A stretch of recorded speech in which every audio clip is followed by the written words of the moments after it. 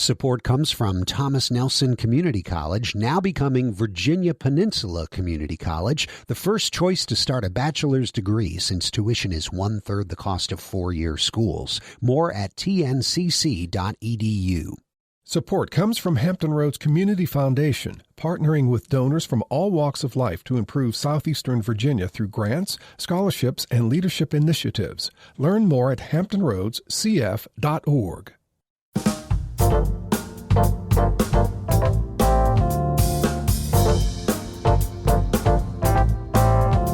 Hello, everyone. I'm Barbara Hamley. Today, Another View is coming to you live from the Hampton Roads Convention Center here in Hampton, Virginia, the site of the National Association of Buffalo Soldiers and Troopers Motorcycle Club's annual convention.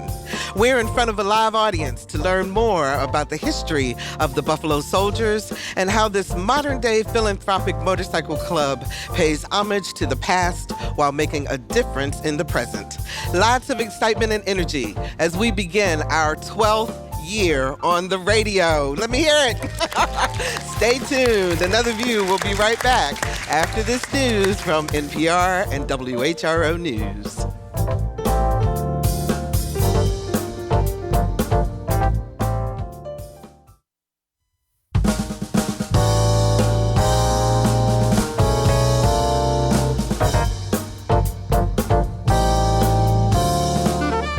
Discussing today's topics from an African American perspective, this is Another View.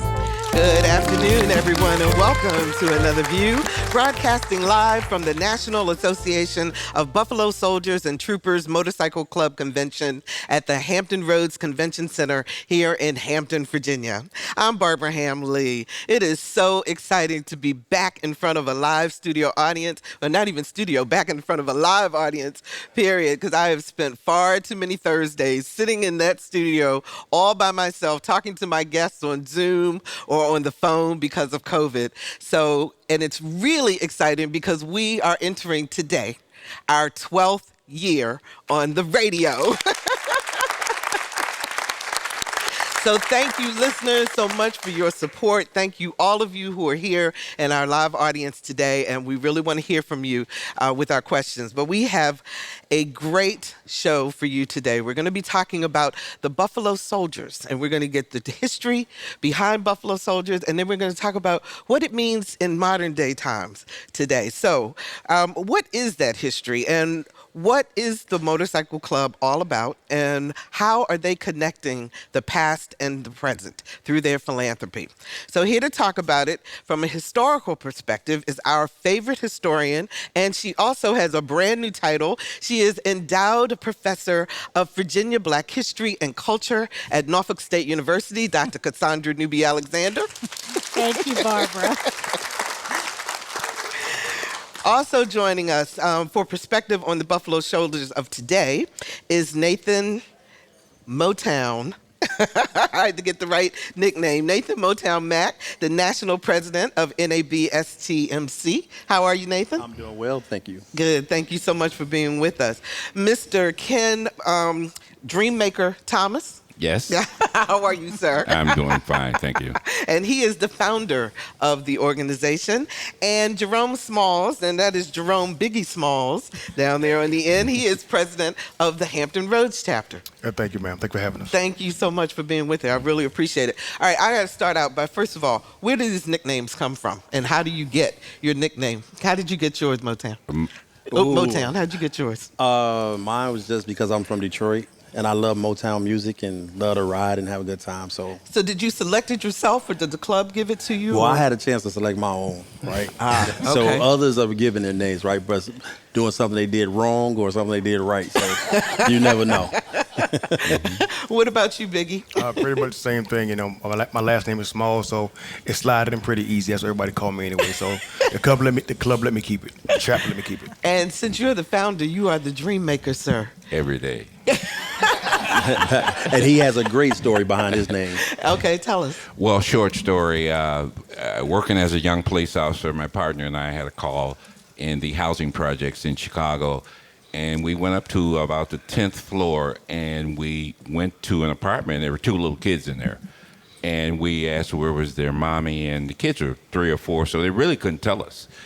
We waited about 20 minutes, and the young lady came to the door, and of course, we started in on her, but you could see her eyes was glassy, and she said she had been up on the 17th floor getting ready to jump off the building, commit suicide. So we talked to that young lady. We stayed there probably a good hour and a half, told her what she had to live for, beautiful kids. She was a little heavyweight. We says, hey, that's no problem. She said she didn't have a man, so that's no problem. But as things went on, she felt better, and we left and saw her about a year later on another call, and I got out of the car, and she said, Officer Thomas, you're my dream maker. Oh. And my partner said, what? and I said, oh, yeah. She said, remember me? I'm the young lady that was in the building. I lost weight. I got a man. I'm doing fine. Right. And she said, you are my dream maker. And, of course, my partner went and told the whole roll call the next day, and the captain called me dream maker. Wow, that is fantastic. And it stayed with me. Wow. Motown, let me ask you this. How many people are here in Hampton, and how far away have people come to visit us? Well, we are about 1,500 deep today, and we have people as far away as Germany and Honolulu. So most of the riders came in from California. Myself, I rode in about 2,000 miles. So you actually rode your motorcycle? Yes, ma'am. Wow. That's what we do. We pound the ground hard to get to where we're going and then make a difference in the community. That is fantastic. Well, we're going to talk to you guys a little bit more about what you're doing in the community and so forth. But I want to turn to you, Cassandra, to talk about the fact that Buffalo Soldiers is a tradition. It is a part of our history. It is a part of the Army. So can you give us some information about how the Buffalo Soldiers got started?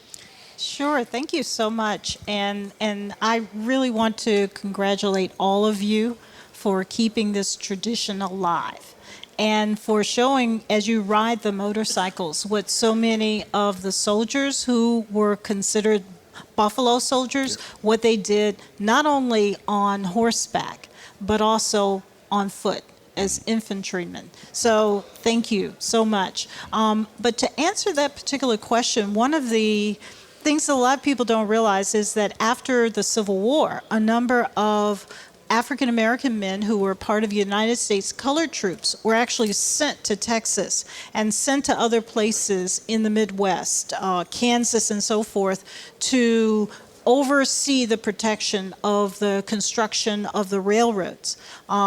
America went full force into creating a transatlantic railroad system, and they wanted the soldiers, especially those who were part of the United States colored troops, to do one of the hardest jobs, which is to protect those soldiers in territories that were very dangerous. These were territories that America was taking over. They had laid claim to it, but they were taking over territories that were owned and controlled and lived on by native peoples out west and in the Midwest. And so they were constantly besieged with Indian attacks. But by 1866, Congress created 6 regiments of African American soldiers. The Army, by the way, had segregated itself very early on when African American men were created, or recruited, I should say, to come in as soldiers. And we would see this, everyone knows about the 54th Massachusetts Regiment, but there were others prior to that time, but they restricted them to all black units. That was not true of the Navy. African American men were segregated to certain positions or restricted to certain positions in the Navy, but the Army had them completely segregated. They could not have black officers. All the officers were non-commissioned officers who were black. You did have a few black surgeons who were assigned to those units, and so they carried those traditions with them. Congress did when they created the 6 black units. And of course, we would see the 9th and 10th Cavalry that were part of the 24th Regiment. We'd have the 25th. We would have the 38th, 39th, 40th, and 41st regiments created, and out of that you would see infantrymen and so forth. And these soldiers would serve during the Indian Wars. A lot of people don't even know that history, that from 1866 to 1867, we fought a war, a concerted effort to destroy the native peoples out in the West, to destroy their solidarity as people and to destroy them and their resistance to us taking over their lands. And so the men who would later be called the Buffalo Soldiers were sent out west to protect everyone, all the soldiers, and to protect the efforts by Americans to settle in those lands. So they were to protect the farmers. They were to protect those cattlemen. They were to protect all of that. And they were put in a line of fire because while they were assigned to protect, they were also in the middle of a lot of white hostility and white racism. And often if they were in towns, they were discriminated against. But on the plains, they weren't discriminated against because they were often by themselves, or they were with a few white units who needed their protection as well. How black soldiers homogeneously became known as the Buffalo Soldiers has more to do with legend than anything else. Nobody really knows the answer to that. There are a lot of stories about how the men who were assigned, the 10th Cavalry, who was assigned in Kansas, were fighting against the Cheyenne and the Sioux. And there's a lot of discussion about how those soldiers eventually were seen in an honorable way by the native peoples because of how they fought against them, because they would have battles against the native peoples for sometimes as long as 6 hours. If you can imagine being in the heat of battle for 6 hours. And so after a period of time, by 1867, that's when you would start to see the legend emerge. Even though those soldiers never referred to themselves as the Buffalo Soldiers, it would not be until really much later, not until about the Spanish-American War, that you would begin to see those soldiers embrace that title and make it their own and see this as a badge of honor. So the research that I did, I saw two themes that seem to run through in terms of how they got their name. One was as you said, the Native Americans were saying that the way that they fought was like a buffalo because it was strong and it was fierce, and the other was their woolly hair. Mm-hmm. So which way do you think it went? Any thoughts? I think that we have to separate from our culture of racism. Mm-hmm. I do not believe that the native peoples saw hair in that way. I think that because the buffalo for the Plains Indians was everything. It was their lifeblood. And they respected the buffalo. That's why you have people getting killed and hurt today who think that buffaloes are pets and they can go out and pet them. They are not pets. You really wonder what's in the brains of Americans to think that buffalo are some meek, mild, domesticated animal. They are not. And they can be fierce. They are very protective. And they are seen as important to the lifeblood of the community. And I'm of that opinion that they saw African American men being in the situation that they were in a racist environment, and yet they showed honor and they did not treat the native peoples as somehow as savages. They saw them as enemies. And there's honor between soldiers who see one another not as one being a savage and the other being somehow superior, but rather as opponents, as enemies. And I think that's the line that I go with. That's in reading some of the accounts of the soldiers who served during that period. That's more the impression I get. So, to the dichotomy or the irony, I guess, of African Americans fighting Native Americans, and I wonder how they dealt with that from a mental perspective in terms of, one minority against another, and the white man being the enemy of both. I mean, in that sense. How do you think that they reconciled their charge by the Army to do that? I think for some it was very difficult. And we also have to add this. There were a number of Native Americans who intermingled with African Americans. And that had been going on for a century or more. Actually, for much longer than a century or more prior to that time. So Native peoples, there was not that clear line of division all the time. You think of Nat Love, who, was known as Deadwood Dick. He was part Cherokee and part black. The founder of Chicago was, part black and part Native. And so, that tradition goes back quite a distance. I think that the men who were referred to as the Buffalo Soldiers were about showing that they were protecting the American government and the American nation. They identified as Americans. And as a result, they were good soldiers. They were going to fight to protect the interests of America. The dichotomy is that America did not see them in that way. They did not honor them as full citizens, even though you had the 14th Amendment.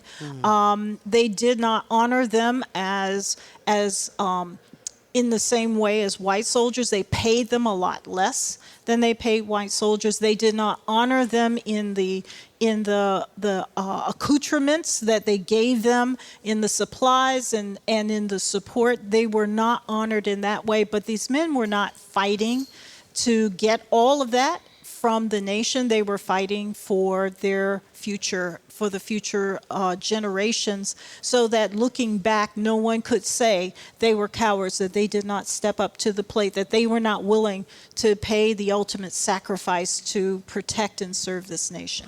Were there any female Buffalo Soldiers? There was one female Buffalo Soldier that we know of, and I'm going to put that caveat.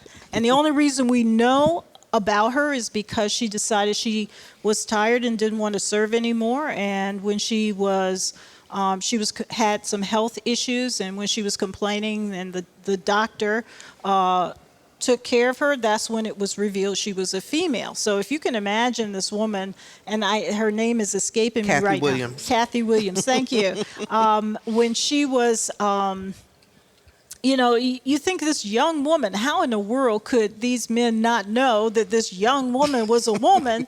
Well, I think that some of them probably knew, but she was fighting. And this isn't the first time that a woman, whether the woman was white or African American, has served in the forces. And she was known as a tall, very muscular type of woman, and she probably was scary in terms of what she was capable of doing. And I'm reminded of the women of Dahomey, who were the primary warriors in that particular kingdom. When you would hear the drum beats of the women of the fighters, the soldiers of Dahomey, men fled because they knew that when you sent the women in, if you sent them in to kill, everybody was killed.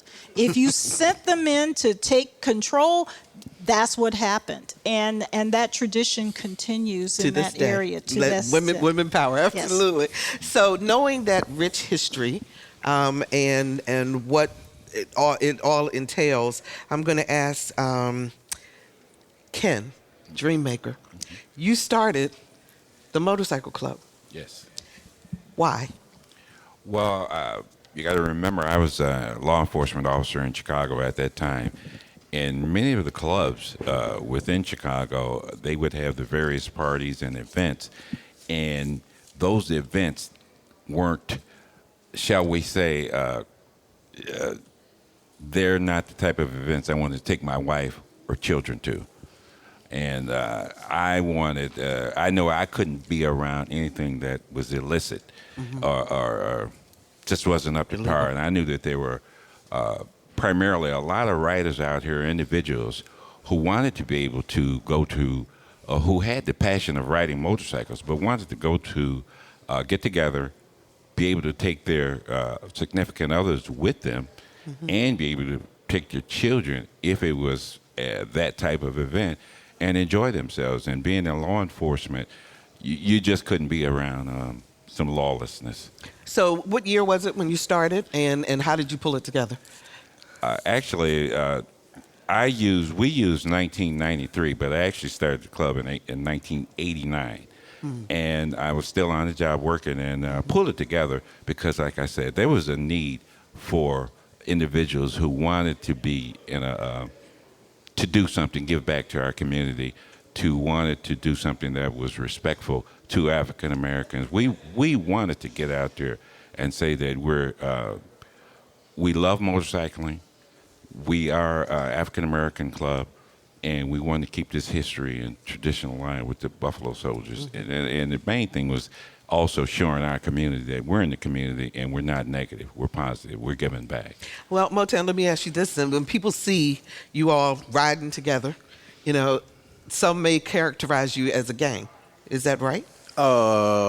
Sure. So people who don't know who we are would do that, but we're known across the country as, we call it, doing good in the hood. And so we are out there pounding the ground trying to make a difference. So people actually open up to us. We spread the history about what we do. And like the Buffalo Soldiers of yesterday, we still ride horses. Our horses just happen to be iron horses. And it's actually what you call icebreaker. So when we go into different communities, the children love to see, the motorcycles as well as the adults. So we have a great time when we're out there, as we did yesterday.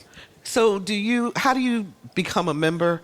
Do you have to be in law enforcement, or have served in the military, or?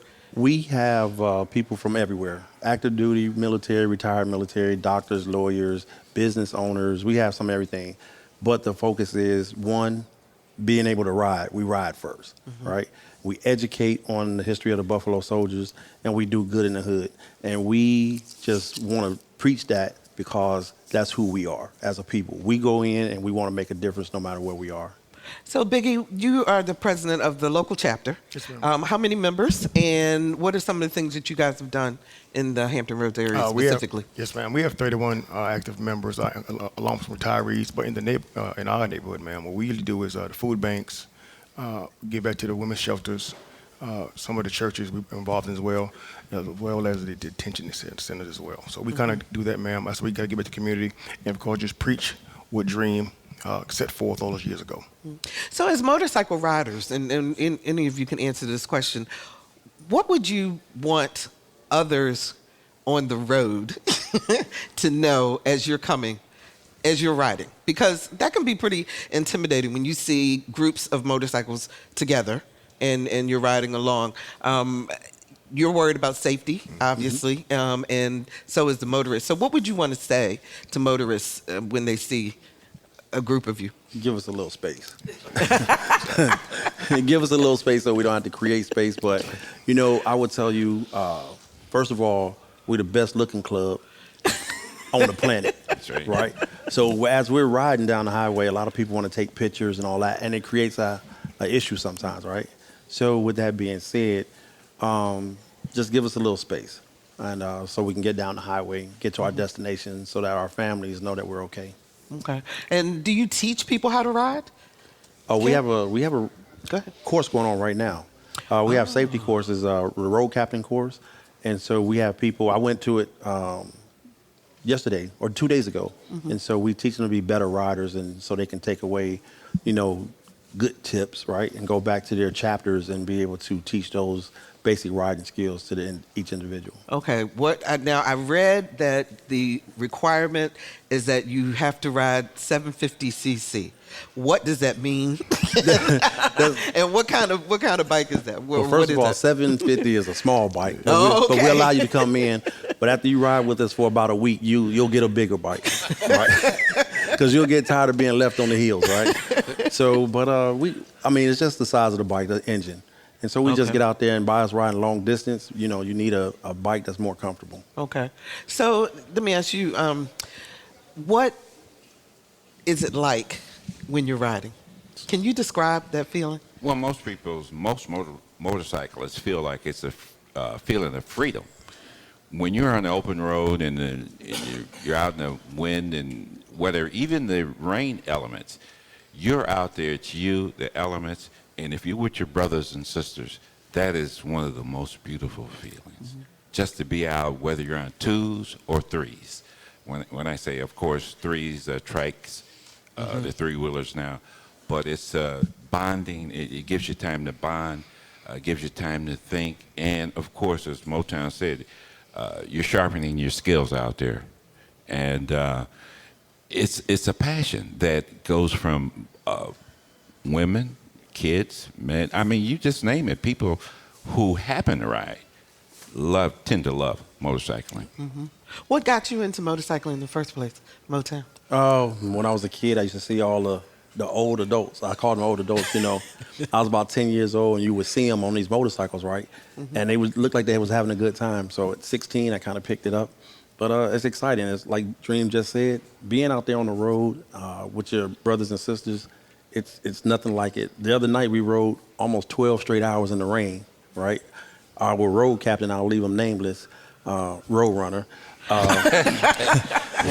he dragged us for 12 hours in the rain. And I will tell you, I was never so proud of a group of people who hung in there and rode through all of that. And at the end of it, I mean, it's just a proud moment to see that because it builds self-confidence within us. I was going to say, isn't that dangerous, though? No, ma'am. Is it the pouring down rain you're talking about? I'm pouring down rain. So we were wet for almost 18 total hours. So, wow. But that's why you have good tires. We have safety things in place where we check people's tires and, you know, the basic T-clocks type of stuff. Mm-hmm. And so these bikes are just like cars. You know, you ride your car in the rain, you ride your bike in the rain. Oh, my goodness. If you're just joining us, we're broadcasting in front of a live audience at the National Association of Buffalo Soldiers and Troopers Motorcycle Club Convention at the Hampton Roads Convention Center. My guests are historian and endowed professor of Virginia Black History and Culture at Norfolk State University, Dr. Cassandra Newby Alexander, Nathan Motown Mack, the national president of NABS TMC, Mr. Ken Dreammaker Thomas, who is the founder of the organization, and Jerome Biggie Smalls, who is president of the Hampton Roads Chapter of the Buffalo Soldiers and Troopers Motorcycle Club. Do we have any questions from our audience? Do you guys have any questions that you would like to ask our guests? Normally, this is the time when I would be throwing out a phone number for people to call in. But if you're listening to us on the radio, please sit back and enjoy, and we're going to hear some questions from our studio audience. Yes, there's a question in the back there. Let's see. Hi, how are you? Hello. Congratulations. Congratulations, Dr. Cassandra Alexander Newby, or Newby Alexander, on your recently endowed professorship. Thank you. I am delighted to be among you all. And I have two questions, actually. First is, who has written there's so much material out there on the Buffalo Soldier. I would like to know who's written an authoritative, definitive history of the Buffalo Soldiers that you could recommend. That's my first question. Okay. Cassandra, you want to answer that? You know, I'm going to start with Benjamin Quarles, who's actually written a number of books on the soldiers during the American Revolution, the Civil War, and he's talked about the Buffalo Soldiers. There are a few others out there that I would not necessarily recommend. I would start with him. I know that there are some firsthand accounts of soldiers that were collected by Joseph T. Wilson in his book, The Black Phalanx. He was a person who was actually born in Portsmouth, Virginia, and he joined the Grand Army of the Republic. He's actually buried at Hampton University, the national burial ground for soldiers there. And he's someone who actually collected firsthand accounts of soldiers during the Civil War as well as afterwards. So some of those accounts were from Buffalo soldiers, what we call Buffalo soldiers. And so I always say, look at what the people had to say about their own lives, and then look at what historians have said and how they've interpreted it. And I also suggest that people look at John Hope Franklin's book that's been written numerous times, but Evelyn Higginbotham recently came out with a new revised book that looks at the Buffalo Soldier. So it gives you a history, but it incorporates it into the larger history of African Americans and the American nation. So that's also a good book to look at. And you had another question? Yeah, sure. Thank you, Cassandra. Thank you. Yes. I took notes. The second, I was on vacation in Alaska years ago, and we were in the Klondike region, and we went to a certain museum, and I'll never forget the lady, when she found out, Cassandra, we were from the Hampton Roads Chapter of the association started by Carter G. Woodson, the Association for the Study of African American Life and History, the Hampton Roads Chapter. She wanted to know more about the Buffalo Soldiers dealing with the Klondike situation. It seems as though they were trying to maintain order in that area, and she wanted to know more about the Buffalo Soldiers' involvement in maintaining order among, I guess, a lot of guys had made a lot of money with the gold, and they were getting, rowdy, celebrating, and the Buffalo Soldiers were called in that area to maintain order. Yeah, in fact, the men were sent all over the world to maintain order. I'm thinking about the 24th, who were sent down to Cuba during the Spanish-American War, and even afterwards, they were sent. Charles Young, Colonel Charles Young was in charge in 1903. They were sent out to the Sequoia, to help to create the Sequoia forest, not forest, but the park. Mm-hmm. And so African American soldiers were sent to protect, sometimes to build roads, to bring back order to an area. I find it interesting because while they were sent to do that and protect that, once order was established, then they were pushed out and restricted to a fort or barracks that was located outside of that region. And so it's, America's had a very complicated view and tradition and approach to how they dealt with the Buffalo Soldiers. They wanted them to establish important things, but then at the same time, they became a liability because of racism. Cassandra, didn't the Buffalo Soldiers also become park rangers at some point, or help with the building of the national parks? That's what I'm talking about. The Sequoia Forest was one of those areas that they helped to establish. And, they were building the roads in that particular forest. And a lot of, just like with the botanical gardens here in Norfolk, especially the black women who created that, it took and is taking too many years to recognize and to honor the work of these individuals in helping to create these important parks. Other questions from the audience? Yes, there's one right here. Thank you. I was wondering if there was a story, significance, or symbolism with the colors that you're wearing, with the black and Okay, the gold. colors are gold and black. Am I right with that? Original colors are navy and gold. So basically, I don't see. Where's the Navy? Well, on the colors. There on it the is. back. Okay, right? I see it. Okay. So that's how we use it. But a lot of people use, the darker colors, and then we use the gold shirts, of course, so it's easier to see us and identify who we are. So, yeah. Mm-hmm. How do you compare to other clubs, other motorcycle clubs? Well, in the words of my founder here, which I call him Pops, right? We may not be the best, but we the best we know.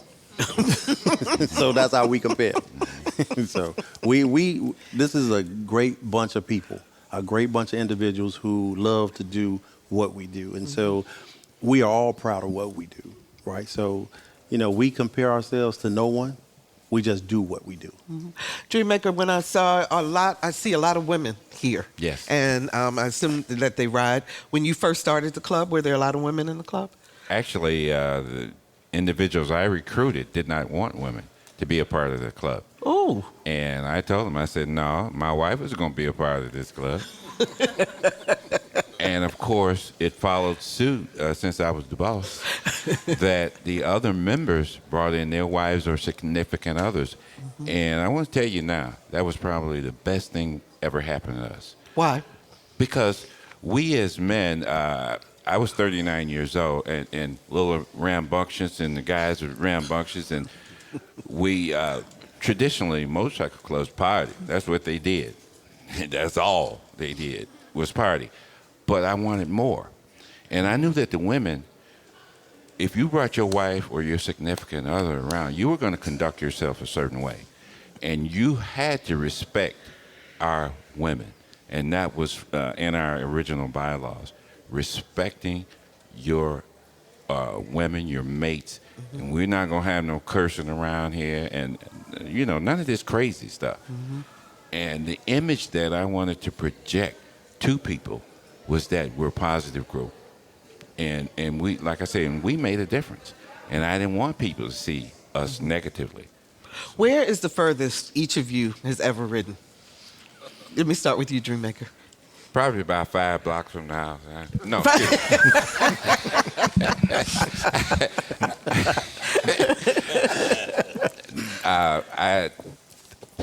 I think actually Hampton Roads. In 2013 we were here. But these guys, when I say these are some riders, and our women too, these guys are riders. He can better answer that. So for me, 6,700-mile trip. So going from where I live in El Paso to the East Coast, go up the coast, come back to the West Coast, and then you riding around trying to see the sights and then come back home. So we have a lot of riders that do that. We have a lot of riders here today that came from California. Yeah. So that's a 3,000-mile one-way. The crew, wow. He's not here, but my national SA, he rides 7 hours to pick me up, and then we start a ride. So especially if we're coming east. So we have a lot of women, and I'm proud of them all the time, that get on those iron horses, and they go down that highway just like we do.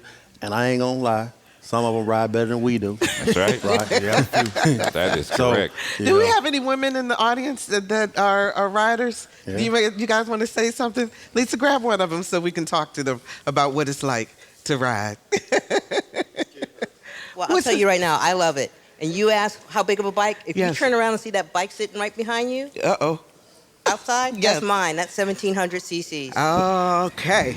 And I rode down to Jacksonville, Florida, Mobile, Alabama. I'm heading west. I think next year I'm going to hit the West Coast. Where are you from? With my camera. I'm from New Jersey. From New Jersey. So how long did it take you to get here? It took 5 hours because you ride with me, you're going to have to stop so I can take pictures. So it took us 5 hours. I've been taking pictures of all the different love signs in Virginia. Oh, wow. Oh, that's neat. It's awesome. It's awesome. Neat. It's great. That is fantastic. So I know that you guys did something in the community because you give back to each community wherever you have your conventions. So who wants to talk about that? Biggie? Yes, well, the national president went to some of the housing areas that we had here, gave back some meals along with some school supply for coming school year. So that's something we did on Tuesday, and we'll do it again today. And then also today we'll try to get out to the detention center as well and talk to some of the younger kids at risk. Those are just a few things we did while we were here this week. Mm-hmm. Why is that important to you, Motown? Giving back is always important, paying it forward. For one thing that hits me, I grew up poor, and everybody needs help sometimes. Mm-hmm. And if we can go in and help others have a better life, even if it's just for a day, for a moment, just showing people that you care can change someone's life. We met a young man yesterday in the apartment complex where we went, spent 18 years in prison here. And before he went to prison, he was homeless, sleeping at the bus station. Mm. And so he changed his life around, and now he gives back in that same apartment complex that we went to, changing the lives of those youngsters, letting them know that they can do things better. And so affecting people like that to be involved, because you got to start with your own community, mm-hmm. right? be involved in your community to make a difference. And you know, we always say, if I can change the life of one, then I'm successful. Yeah. Right? But with these group of people, of men and women that we have, they change people's lives daily. Reach out, because you never know. You can just say, hey, how you doing? And change someone's life, to show somebody that you care. So that's what we're about. You know, we just make that difference. And we're going to continue to do that, because that's what we do. Right? How much does it cost to join? $2. $2? $2. That's it? Nah, so it's really not, I won't say it's a cost. It's the cost is your time. Your cost is the will to give back, right? It's not necessarily financial. It's one of those things that you want to come in and, again, make a difference. And, you know, on one accord. And what brings us together are those iron horses that we use to get to where we're going. Do you guys compete in terms of who has the best bike? We do, and if you come out on Friday, right, we're going to have a sound competition, and we're going to have who has the prettiest bike, and we're going to have all that stuff going on. Okay, what time? Tell us a little bit about that so we can tell our audience to come on out. I think it's from 10 to 2. Matter of fact, so the escort that we had yesterday, some of the law enforcement guys, they are into the sound competition, so they're going to stop by with their bikes, personal bikes, right? And they're going to join into the sound competition. So we're going to have a good time doing it. That is fantastic. Another question from our audience. Yes. Yes, my name is Beowulf, Raleigh chapter. My question is for Dreammaker. Dreammaker, I know you stated that we are an African American motorcycle club.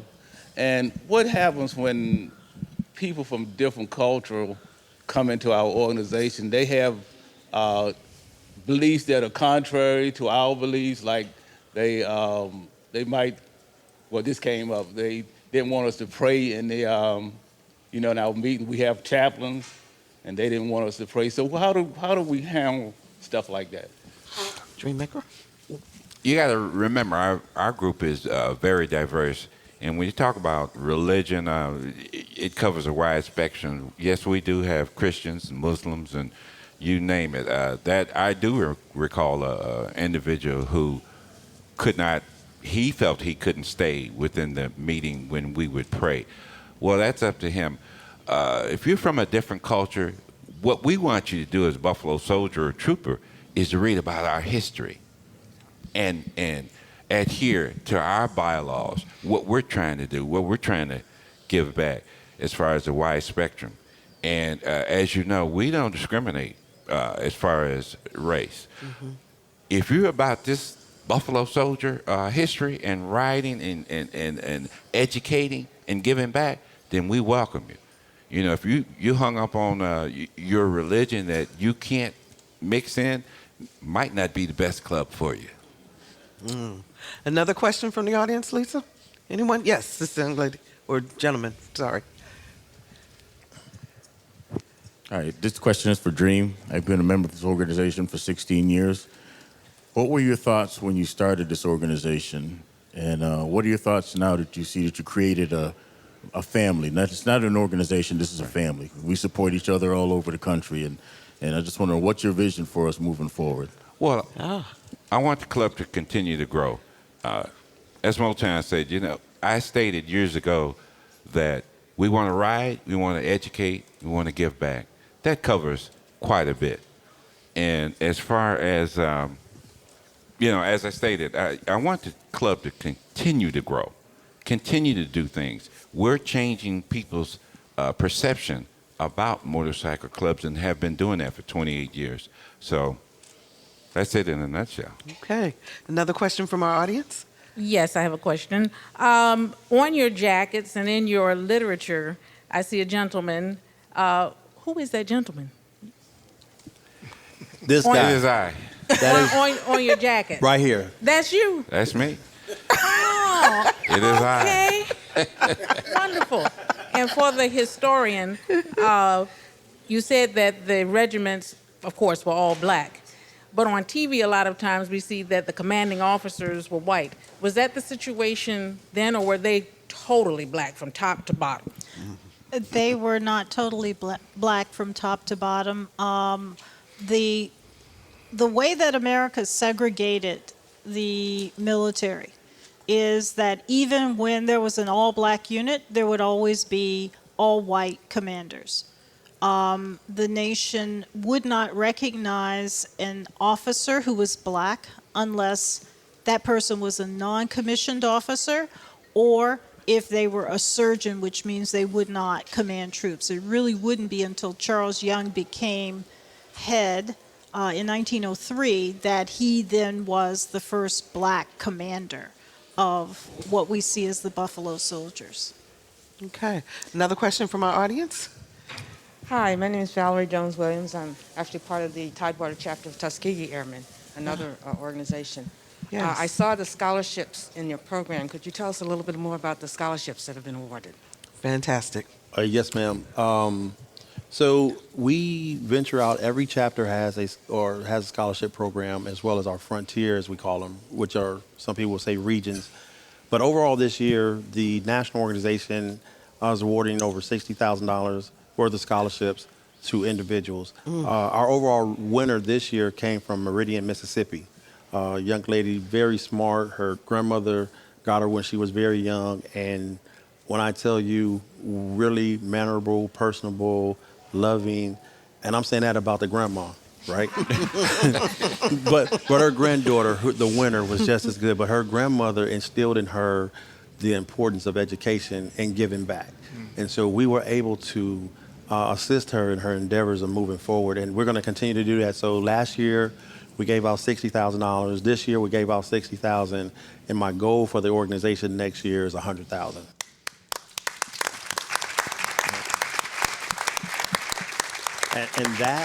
And that in itself, that's just from the national organization as a whole. But each individual chapter, they do the same thing.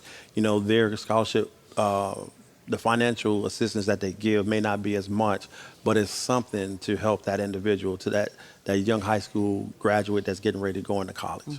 Do you have chapters in every state? We have 38 states. 38 states. Yes. So far. So I want each of you to think of a story. Something weird, wonderful, or crazy that has happened to you on a trip that you can share. Let me put that caveat there that you can share. Wow. Let me start with Biggie. Wow. Do you have a story? I don't really have a story, but trips is about memories. And the biggest thing that happens on a trip really are breakdowns, because everybody gets laughed at when that happens, or somebody forgets something. Of course, and the most horrible thing is an accident. That's the thing that stays with that club, you know, for the duration of that club or chapter. So those are probably the biggest things for me that I've seen, and unfortunately I've seen both in my time as a member here. And if somebody has an accident, I mean, I guess everybody is involved, even if not all the bikes are involved. Yeah, absolutely. We don't leave anybody on the side of the road. If you see a bike, somebody's going to stay until it's cleared. You'll never see a biker with these colors on the road by himself if he's riding in a pack or she's riding in a pack. We will stay with them until they're squared away. Okay. So all right. Even if a bike break, I guess for me, it's the camaraderie.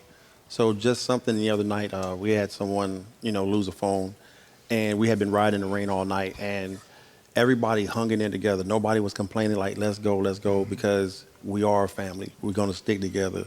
And basically, we're going to go when everybody's ready to go. And so that's important. But there are stories. And if you look at some of these names, they got their names for doing something, right? Oh, so the club can name you for something that you may do that. And change your name. So, like, my name, fortunately, is Motown. However, I've never had a drink in my life, right? So my chapter wanted to change my name to Kool-Aid. So, because I was substandard in the drinking area, right? But I mean, we have a lot of different names, a lot of reasons those people got the names, and it's fun, right? It's fun. So I promise you might have one before we leave here. So, so keep up the good work. That's all I can tell you. A story? For me, it's the people. It's each and every one of you out there. It's our club members. I have met people throughout this country, from other countries. I don't know if Motown mentioned it, but we're actually bringing in our Germany chapter. I saw people walking around with Germany on the back of their vests. They have been on probation for a year. Yes, sir. And they will be officially brought in as a chapter during our meeting. Oh, congratulations to them. Yeah, it is a family. It's the people. And I tell you, I'm thrilled. Every time I go somewhere throughout the country, I'm welcomed. And what gets me is that 75% of our members don't know my real name, but they know Dreammaker. They don't. But I love the people. And you love the people. So if someone wants to start riding, no matter what age, what do you suggest they do? Take a riding course. Your local Harley-Davidson dealer offers courses. Some of the community colleges offer courses. And really, I'll tell you a story, like the Michigan chapter at one point, one of the husbands got sick and the wife was on the back and she couldn't get the bike back home because, he couldn't ride, so they're kind of stuck. So back then they had Leatherneck. Leatherneck told everybody, okay, all the women that are ride on the back of the bikes, all you guys are going to class, you're going to learn how to ride. Something happens to your significant other, you'll be able to bring that bike back. So they all go to class, but then they all come back and buy their own motorcycles. So it didn't work out as well as he thought, right? So hey, it's all about fun and riding. So is purchasing a bike a personal thing? I mean, is it like a personal selection of a car? So different people like different things. What do you look for when you're trying to decide what kind of bike you want to ride? Comfort. That's the biggest piece. A lot of us are like Biggie's bike. He's got to have that loud Harley, right? and he's got to look good with the big bars. Oh, you do this thing up here with the holding the handlebars way up top? Something like that. Something like that. Me, I have both. I have the Harley Davidson. I have the F6B. Anything less than 12 hours, probably ride a Harley. But over that, I'm looking for pure comfort. So I'm probably on my Gold Wing, going across country, which is what I wrote out here. Wow. They're mentioning these names of bikes. I don't know if you're familiar with those bikes, but really the premier bike in America is the one that they discontinued, Victory. See, this creates. This is where it creates the point of contention, right? So, but most of the bikes are personal choices, right? They're personal choices, and it's what makes you feel good that day, right? That's what you want to get on. So, we just welcome, again, anything over 750, but eventually you're going to have a big bike. But this Victory thing, is a reason why they went out of business. Well, you can feel the camaraderie and feel the love of you guys. Where's your convention next year? Tampa, Florida. So everybody from this area and further north and further south, everybody's going south. Everybody's going south. We're going to have a great time. We're already planning. We got the people here from Tampa on ground already, and we're looking forward to having a great time. Just like here, last night, everybody had a great time outside. And, the biggest thing is, a lot of us, this is when we get this chance to see each other, and it's been a year.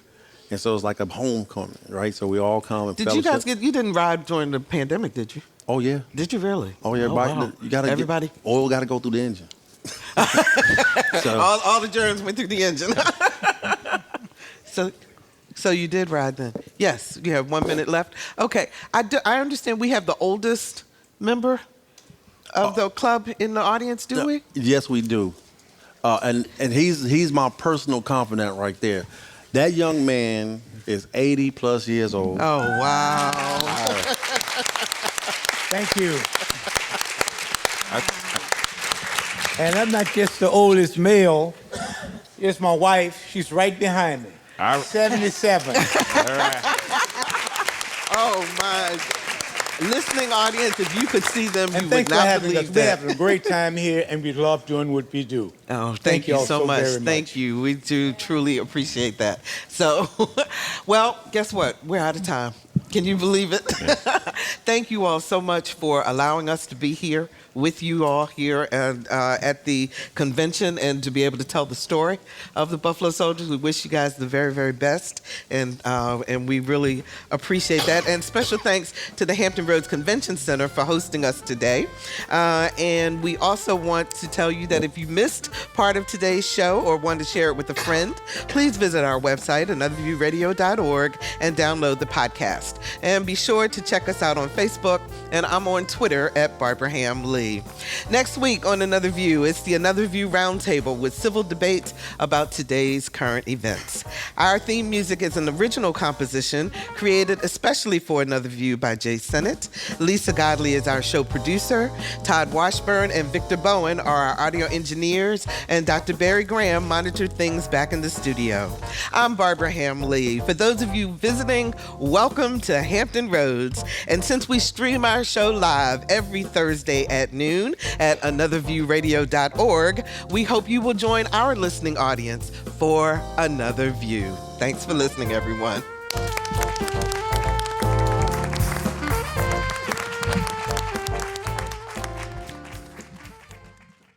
Support comes from Thomas Nelson Community College, now becoming Virginia Peninsula Community College, the first choice, whether starting your bachelor's degree or advancing your career.